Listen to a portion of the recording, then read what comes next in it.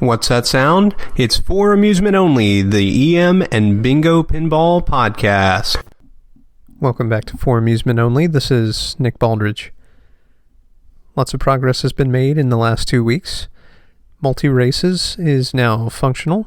Everything's working on it, and a game can be played. The game does, in fact, start. It will drop a ball down into the trough, reset the shutter. The ball, once lifted, more coins can be played, and the ball can be shot and land in a particular hole, and if it lands in the correct hole, it will score the appropriate amount of replays. So that's extremely exciting. The only downside is that I have a lot of art to do. At the moment, it doesn't draw a backglass at all, so all this happens through a text-based console. But significant progress, and of course, the switches are working and everything's functional. I don't have proximity sensors installed yet. I'm still mulling that over. I have to build some special brackets to protect them from the ball if it's returned from a hole that is above one of those areas where the proximity sensor is to be installed. It could, of course, damage the sensor or knock it away from its intended area. So I have to be quite careful with that.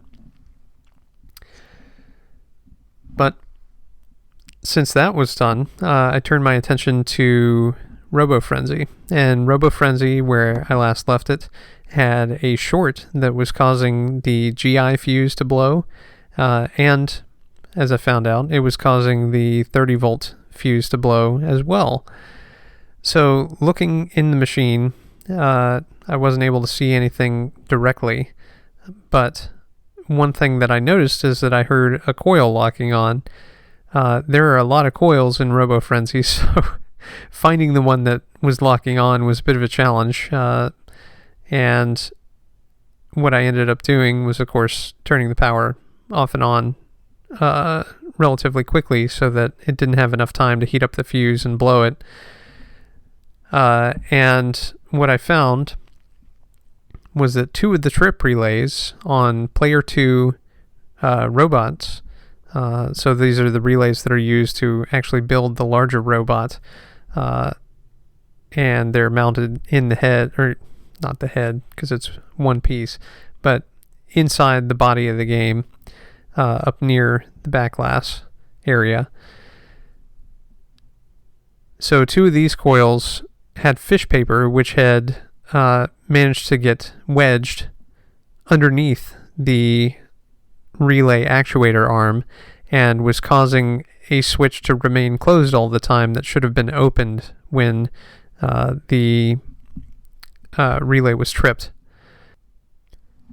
Once this was fixed, it no longer had the problem with blowing fuses at all in GI or in the coils. Another issue with Robo-Frenzy was that the score motor wasn't turning, and I was interested in finding out why that might be. It turned out that I had one of the wires installed incorrectly. I was pulling hot on both sides instead of hot and common, and so there wasn't anything to cause that motor to turn. Once I moved the wire to the appropriate switch, everything started working, and the motor started turning. It's incrementing the timer unit as it's supposed to do, and everything appears to be working, including the reset sequence. So that was a really good feeling to set the reels to number 1 on each of the reels, and then hold in the reset relays and watch the reels click all the way back to 0 and stop. Pretty cool feeling. So aside from this, some other minor fixes and tweaks. The Player 2 score relay was not incrementing the tens digit. Once you would receive 9 points, it would just endlessly cycle through 1 through 9. Or 0 through 9, and wrap back around.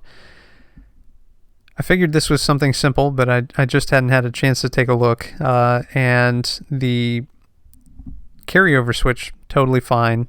Everything looked good there. But the score relay has a second switch that runs through that carryover switch, and that score relay switch was slightly out of adjustment. So once that was moved into the right spot, boom, everything started working there. So some pretty major progress has gone on in Robo-Frenzy in the past couple weeks. Pretty major progress in multi-races as well. So let's talk about the multi-bingo. So the multi-bingo is going with me to Frisco, Texas in March 22nd through 24th for the Texas Pinball Festival. And I've been playtesting that as time is allowed. The other night I ran a little stream for about an hour and just looked for any weird behavior across several different games. I did manage to find or see an example of a bug that I'd seen about 2 other times since 2016 when I first started bringing it to shows, and hadn't been able to squash it and hadn't really seen it since then. It's something that has been pretty rare, but something which has been in the back of my mind, is probably still a bug because I hadn't seen it since then. But the game works a little differently than the EM games, as you might imagine. I mean, there's circuit boards for one thing, but the way the trough handling functions is quite a bit different. In your typical bingo pinball machine, there are 8 balls loaded in the trough. There are not 8 trough switches. There are only a handful, say 5 or 6. And these all perform slightly different functions. The game uses them to keep track of state and handle other things related to timing of the game.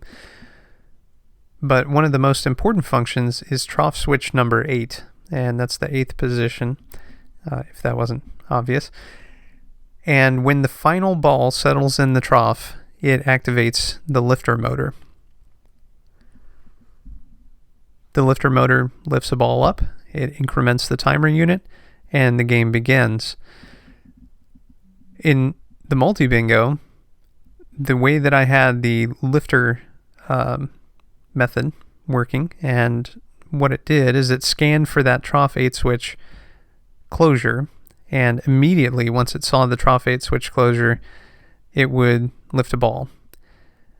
Now, the reason why is because there are not 8 trough switches. So position 7, for example, doesn't have a switch. There's no way for me to know that there are 7 balls loaded, but there is a way for me to know that 8 balls have passed by. So my lifter method looks for all the other trough switches to be closed or open, as the case may be, all the way up to the last one before number 8. And then when it sees number 8 close, it says, go ahead and lift a ball. Well, this causes problems because if there are not 8 balls loaded in the machine, first of all, it gets extremely confused, as noted in the last play session that I mentioned, where one of the balls was actually inside the cabinet, so the lifter override button had to be pressed repeatedly in order to play any games. But it could also get confused and freak out about the ball count. Now, I have written just tomes of information into each of the games in order to prevent an extra ball from being lifted or a ball being lifted when it shouldn't be in general. And these methods all work together, and that has prevented this bug from being more apparent or happening more frequently. But I was able to do it the other day after a red letter game win on a magic screen game. I hit the OK, held down the R button, it dropped all the balls. I plunged the first ball before all the balls had settled and played for an extra ball at the end of that game, and the extra ball didn't lift. And it swore to me up and down that there were 6 balls on the playfield, so the lifter override didn't function either. but the case was there were only 5. The fix for this was to change my lifter start method in order to wait for trough switch number 8 to be closed for about 250 milliseconds.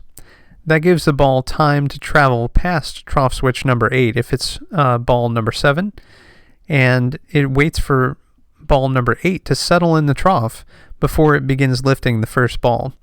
There is a slight delay. It is perceptible, but not ridiculous. And it's something that obviously removes this bug, so it's necessary, but I kind of wish that I could use a smaller delay. In experimentation, I found that 250 milliseconds was the minimum that I could use in order to eliminate false positives. So 250 milliseconds is about a quarter of a second. So the delay, while perceptible to me, might not be perceptible to anybody else. It's just that I know how the game behaved beforehand, and it doesn't quite behave that way now.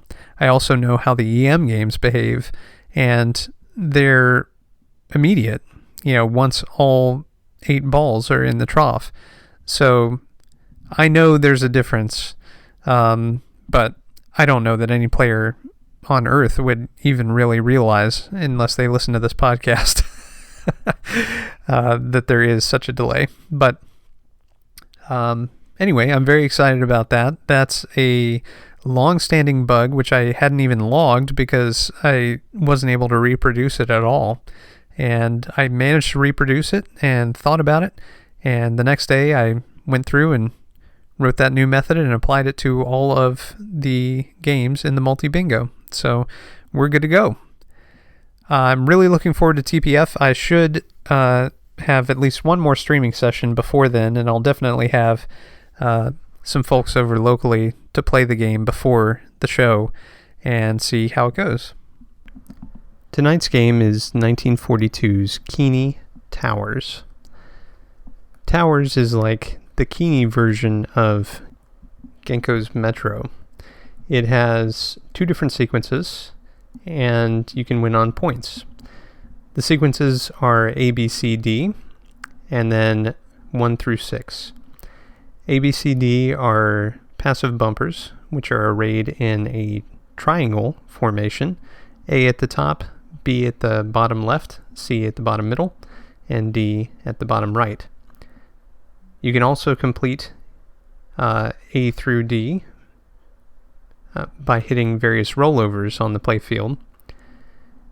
1 through 6, however, are arrayed in essentially an X pattern. 1 and 2 on the left-hand side diagonally down towards the center. 3 and 4 in the upper right, pointing towards the center again. Number 5 in the bottom left, and number 6 in the bottom right. Now, hitting those will award you some number of replays, and unfortunately, I'm not privy to the insides or score and instruction card, so I'm not sure how many replays, or if replays are multiplied based on the ABCD sequence. The backglass image is similar to Metro in that it shows a futuristic city, futuristic for the time, very Art Deco-y, and there's a highway with multiple cars driving on it and an airplane flying. A large building in the background has the 10,000 points. Beyond that, there are 4 different silos, each with the letters A, B, C, and D. 2 large broadcasting towers in the background have the 2 sequences 1 through 6. 1, 2, 3, and then 4, 5, 6.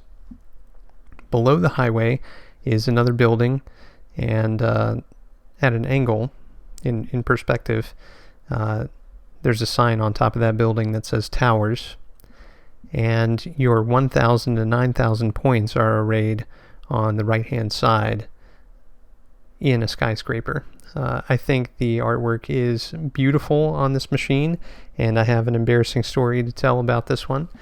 There was one that came up for sale locally a couple years ago, and I waffled on it for a very long time. The price was insanely reasonable. It was like $120 or so. And eventually, the ad got taken down, and it appeared that no one had bought it. Well, one thing's for sure, I certainly didn't buy it, but I do regret it, because I think this game would be a lot of fun, and it's certainly beautiful. It's a flipperless showpiece, I think, and has just these gorgeous green bumpers for the ABCD sequence, which are unusual. You don't see that color very frequently. Well, that's all for tonight. Thank you very much for joining me and letting me reminisce about the one that got away. My name again is Nick Baldridge. You can reach me at foramusementonlypodcast@gmail.com, or you can call me on the Bingos line. That's 724-BINGOS1, 724-246-4671. You can listen to me on iTunes, Stitcher, Pocket Cast, via RSS, on Facebook, on Twitter, at Bingo Podcast. You can follow me on Instagram, also at Bingo Podcast, or you can listen to me on my website, which is foramusementonly.libsyn.com. Thank you very much for listening, and I'll talk to you next time.